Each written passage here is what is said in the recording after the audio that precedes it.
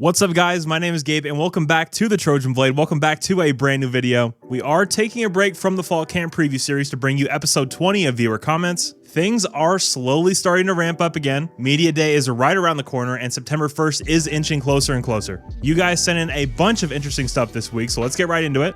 Make sure to like and subscribe if you are enjoying the content. Thanks so much and let's go. All right, first off, we have Kebwe over on the Trojan Blade Discord, and he asks, what can Lincoln and the new staff do to prove to premier players and parents in Southern California that USC will make them a priority moving forward? Okay, so what I'll say to this, and this is something I've gone back and forth on more times than I can count, but it's a national sport now. Social media has completely changed that. Rusty said something that really clicked for me. Look at Alabama. Guys from all over. Penn State does not have a single top 10 player in the state of Pennsylvania committed in their 2025 class. Look at Ole Miss and Ohio State, two of the best rosters in all of college football, guys from all over. Times have just changed. If California kids want to be treated in a certain way, or maybe they grew up with USC having Clay Helton and in turn SC isn't as relevant in their minds, then it's best we don't waste our time and expand. I mean, just look at the conference we're in. As my good friend Big Ten Ted says, from LA to Piscataway, it's a national conference. If we're landing some great players from the state of Texas, from Georgia, or from Nevada,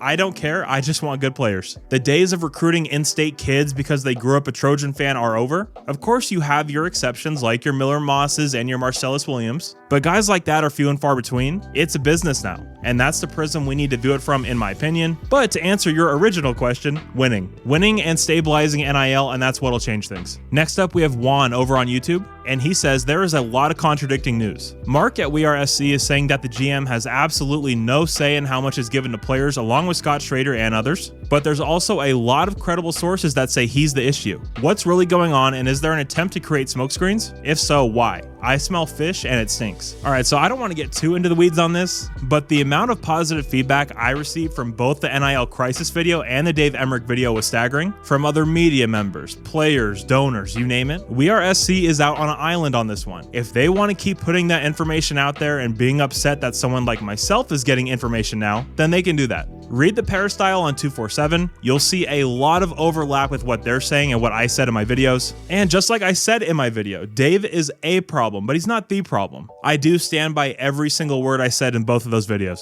All right, next we have Die Hard Clown over on the Trojan Blade Discord, and he's asking what my thoughts are on Carol Fultz's contract extension. So I'm not going to pretend like I'm an expert on Carol's overall job performance. What I can say is that the school is doing fantastic in the academic world, and all of our other sports are looking up. Girls basketball is about to be a superpower. Baseball is inching back to relevancy. I think men's basketball is going to have a great year, but as it relates to the football program and primarily NIL, she's not fully on board with running the operation the way it needs to be ran if we're to compete with the Oregons and A&Ms of the world. That is pretty much all I have to say on that. USC is much more than its football program, and that seems to be why she got the extension. Everything else seems to be on an upwards trajectory. Not saying football isn't, just excluding it for this conversation. Next up, we have Nicholas over on YouTube, and he asks, what do you think is USC's biggest issue on offense? So that one's pretty easy for me. Center and right tackle depth. If we lose a guy like Jonah Monheim, it could really hinder our ability to move the ball. Mason Murphy is starting on that right side. If he goes down, Tobias Raymond has to step in with zero experience. Not a fan of that at all. Not saying he can't be a great player, just would really like to have a guy that has played there before. Especially looking at the way some of these Big Ten lines get after the passer.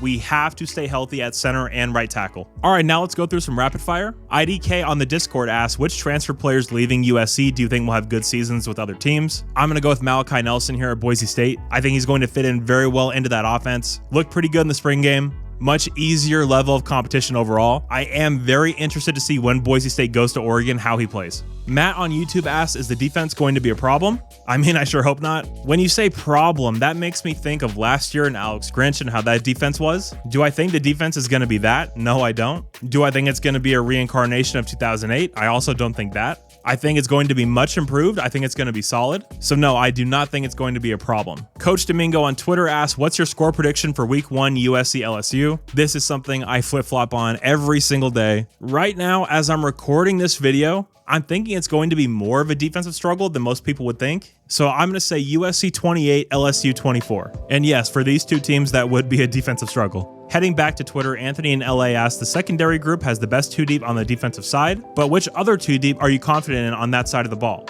Edge? For me, yeah, 100% edge. We have a stable of pass rushers. Jamil Muhammad, Braylon Shelby, Cameron Fountain looks like a stud. A ton of guys in that room. Coach Lynn is going to have an absolute plethora of guys to choose from. A lot of interesting packages you can create with that. So yeah, for sure it has to be edge on defense. Heading back to Discord, my man Blackie Chan from the Light the Torch podcast. That is linked down in the description. So make sure to check them out. They do a great job. He says, buy or sell, USC's defense will be top 40 overall this season. I assume this is for total defense, and I'll buy that. I think 40 is achievable. He also says, who do you think will be the defensive and offensive MVP this year? Offensive MVP, I'm going to say Elijah Page. I think he's going to be an all-conference performer at that left tackle spot, and I think he's going to do a great job at keeping Miller upright. Defensive side of the ball, I'm going to go with Kamari Ramsey. Too smart, too talented. I mean, he's just a hell of a player, and obviously having that familiarity with this defense, I think that's going to enable him to get off to a really hot start, which in turn will have him in play for the defensive MVP award. He also asked, do you think we will have any All-Americans this year? If you follow me on Twitter, you would have seen that I have fully convinced myself that Joey Olsen's going to be a freshman All-American. I think that tight end room is wide open. You saw him running with the ones in spring ball. His ability as a receiver is, of course, what's going to propel him to be an All-American. A lot of those awards, people just look at stats, and if he has 5 or 6 touchdowns, he could easily be in that conversation. But outside of that, I'd say Elijah Page. Miller Moss for sure has that ability. Name any one of the top 3 wideouts, they could all be All-Americans. Bear Alexander, Easton Mascarenas Arnold, Akili Arnold, Kamari Ramsey, DeCarlos Nicholson. I mean, it wouldn't shock me if any of those guys were All-Americans. Adrian over on YouTube says, do you think Profet Brown will work his way into a starting role? The competition in the DB room is crazy this year. It's loaded at every single spot. I do think he's going to contribute, but if he works his way into a starting role, I do think that would mean maybe there's a few injuries along the way. And again, that's not taking anything away from Profet. I'm a big fan of his. I thought he ended the year very strongly. But when you look at the talent in this DB room, it is crazy at every single spot. So if you're even contributing, you're a hell of a player. Christian on YouTube says, if you could only retain 2 coaches aside from Lincoln for 2025, who would it be? That's a tough one. I'm a big fan of a lot of these coaches. First one would be Matt Entz. Having that experience as a head coach, winning national titles at North Dakota State, playing with physicality. I mean, he just checks every single box. And then I'd have to pick Coach Henne.